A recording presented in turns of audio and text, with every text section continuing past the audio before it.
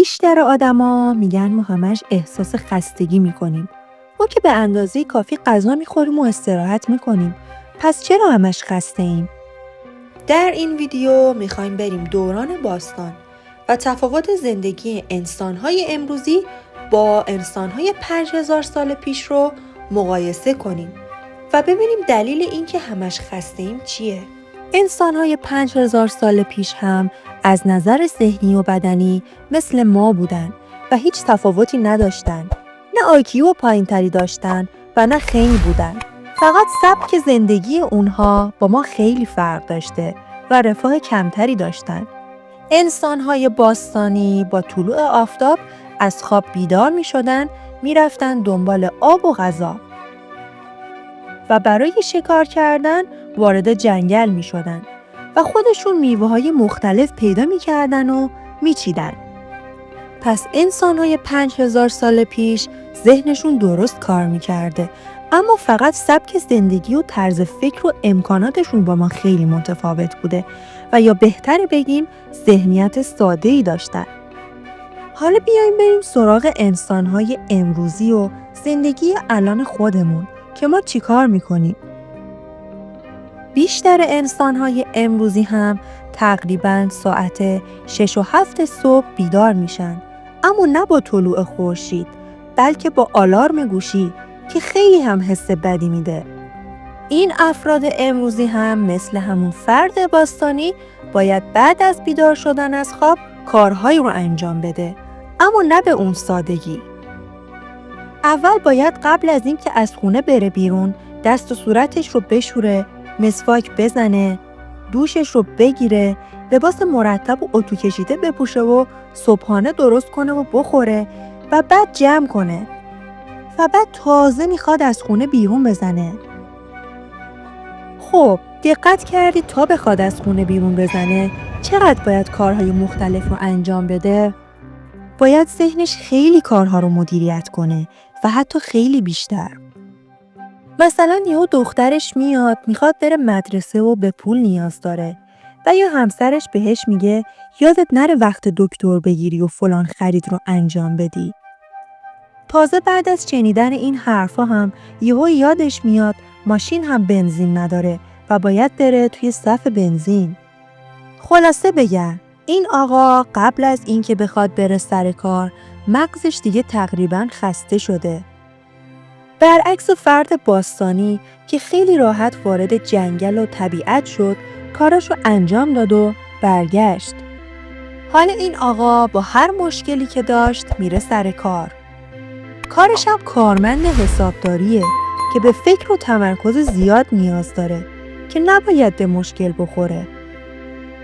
بیان یک فرد دیگه هم در نظر بگیریم که نقاشه و کارش راحت تر از کارمند حسابداریه، ولی اونم همین مراحل رو گذرونده تا رسیده سر کار، ولی فکرش راحت تر از اون کارمند حسابداریه. اما بعد از اینکه حدوداً ساعت 11 ظهر میشه هر دو کارکنان یهو احساس خستگی میکنن. به نظرتون چرا اینقدر خسته شدن؟ انسان‌ها باید بین 17 تا 18 ساعت بیدار باشن و تا حدودی کار انجام بدن. ولی چرا اینها بعد از 2-3 ساعت کار کردن خسته شدن؟ درسته که بیشتر از 2-3 ساعت کار نکردن، اما مغزشون خیلی بیشتر از 2-3 ساعت کار کرده. مغز زمانی که دغدغه‌های زیادی نداشته باشه 20% انرژی بدن رو استفاده میکنه، اما هرچی دغدغه بیشتر باشه مصرف انرژی هم بیشتر میشه. مغز انسان در زمان بیداری کاملا فعاله، چه در زمانی که داری فیلم میبینی یا ورزش میکنی. مغز در حال فعالیته که چی کار کنی و چی بخوری، پس مرتب در حال انتخاب کردنه. کارشناسان در مورد مغز انسان نظریه‌ای دادن، میگن که هر انسان بالغ در طول روز باید حداقل برای 35,000 تا انتخاب تصمیم بگیره. حالا چرا مغز ما باید بیشتر از یک انسان باستانی فکر کنه؟ ما که داریم از همه چیز راحت‌تر استفاده می‌کنیم، از ماشین لباسشویی، اجاق گاز و یا هر جا که بخوایم بریم سوار ماشین میشیم. ولی انسان‌های 5000 سال پیش که از طلوع آفتاب بیرون می اومدن و باید هم از بدنشون کار میکشیدن که حتی معلوم هم نبود قرار با چی روبرو بشن، با خرس، با حیوانات وحشی و یا حتی راهزن، چرا از ما سر و حال‌تر بودن؟ بیاین تا بهتون دلیلش رو بگم. چون دلیل خستگی انسان‌های امروزی برمیگرده به مغز. هرچی بیشتر فکر کنیم، فعالیت عصب‌های مغز بیشتر و بیشتر میشه و مغز خسته‌تر میشه. مغز انسان حدود 100 میلیارد عصب داره که همین عصب‌ها یک شبکه پیچیده و پیشرفته‌ای میسازه که اجازه میده بتونیم سریعتر فکر کنیم و با فکر کردن هم تصمیم بگیریم. و چیزی که باعث میشه ما بتونیم این کارها رو کنیم گلوماته یا انتقال دهنده عصبی هم بهش میگن. حالا گلومات چیه و چی کار میکنه؟ گلومات اجازه میده که این عصب‌ها با هم در ارتباط باشن. مغز هرچه بیشتر کار کنه، گلومات بیشتری باید جمع کنه و فعالیت کنه.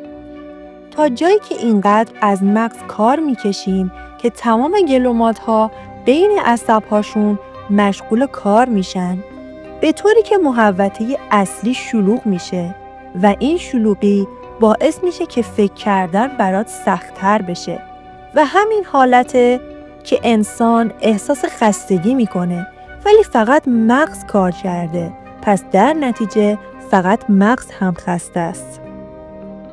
البته که چرت زدن وسط روز بسیار مهمه، چون مغز رو تازه میکنه و برای افکار دوباره آماده میشه و حتی استراحت وسط روز برای قلب هم خوبه و در فرهنگ هایی که وسط روز رو چرت میزنن آمار سکته قلبی هم خیلی کمتر بوده. امروزه 15 دقیقه استراحت کوتاه خیلی کمک کننده است.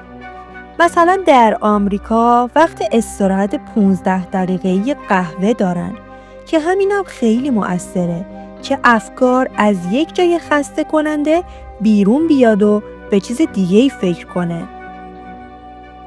و یک چیز مهم دیگه که توی زندگی خیلی بهمون کمک میکنه، میدونید چیه؟ نظم. نظم باعث میشه که فکرت کمتر دغدغه داشته باشه و کمتر خسته بشه و حتی استرس کمتری داشته باشی و چون نظم داری افکارت بیخودی درگیر نیست و همه چیز سر موقع انجام میشه. در مغز ما یک ماده‌ای وجود داره به نام آدنوسین. آدنوسین ماده‌ایه که مغزتو خسته میکنه و در طول روز بیشتر هم میشه و حس خستگی رو افزایش میده. آدنوسین ماده‌ایه که کافئین اونو خنثیش میکنه و وقتی خنثی میشه خستگی از بین میره. برای همین بعد از قهوه خوردن پر انرژی میشیم و احساس خستگی کمتری میکنیم. اینم بگم که باید حداقل 7 ساعت در روز خواب مفید داشته باشیم، چون زیر 7 ساعت کمه و حالا هر ساعتی از شبانه روز رو که میخوایم بخوابیم باید حتما خستگی رفع بشه و حتما باید خواب با کیفیت و مفید و آرومی داشته باشیم، چون خیلی چیزا خواب با کیفیت رو مختل میکنه. مثلا پرخوری و با شکم پرخوابیدن، نوشیدنی‌های الکل‌دار و کافئین‌دار خوردن چند ساعت قبل از خوابیدن، اینها کیفیت خواب رو پایین میارن. حتی اگر 7 ساعت خوابیده باشی، فردی که از خواب بیدار میشی، میبینی که سر حال نیستی و احساس خستگی میکنی. کارشناسان میگن امروزه به دلیل استفاده زیاد از تلویزیون و موبایل و کامپیوتر قبل از خواب معضل بزرگی رو به وجود آورده که باعث میشه این صفحات پرنور مغز احساس کنه روزه و خستگی و احساس خواب رو عقب بندازه و کیفیت خواب رو پایین بیاره. پس متوجه شدیم دلیل این که چرا همش احساس خستگی میکنیم چیه؟ امیدوارم مطالب این ویدیو براتون مفید واقع شده باشه.